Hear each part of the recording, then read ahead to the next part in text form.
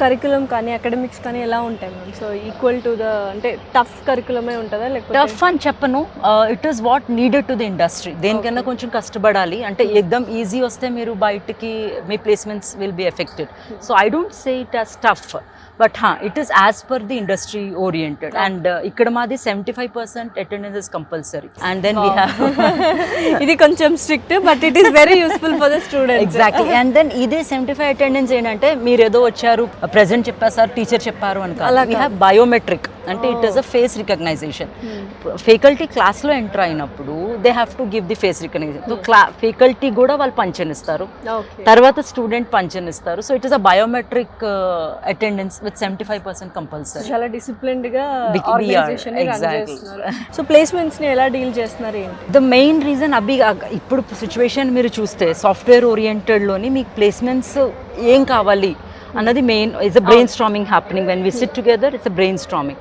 So ఇప్పుడు we are very happy. Like మాది 2001 జో admission పిల్లలు అయ్యారు 2025కి బయటకు వెళ్ళే పిల్లల్లో we are very happy that we could bag 26 lakhs per annum and 24 lakhs per annum.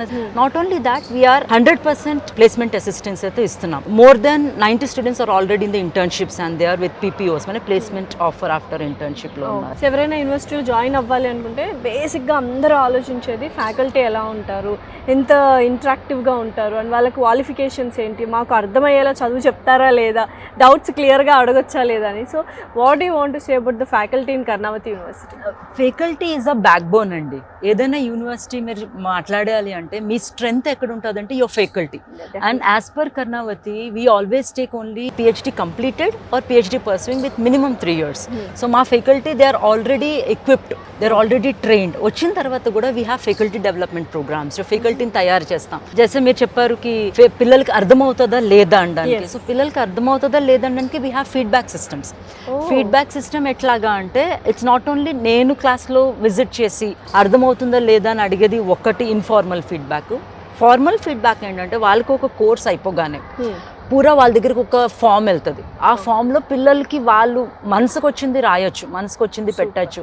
They can rate the faculty as per the knowledge, as per the skill, as per their teaching abilities.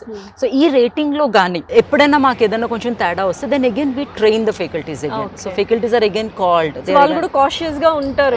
We have to teach correctly because there's a strong feedback system ఉంది and this is completely followed throughout the semester. అంటే end semester ముందు మీకు syllabus complete అయిందా లేదా, starting first class నుంచి మీకు అర్థమవుతుందా లేదా నుంచి సిలబస్ కంప్లీట్ అయిందా లేదు వరకు it is a completely monitored system.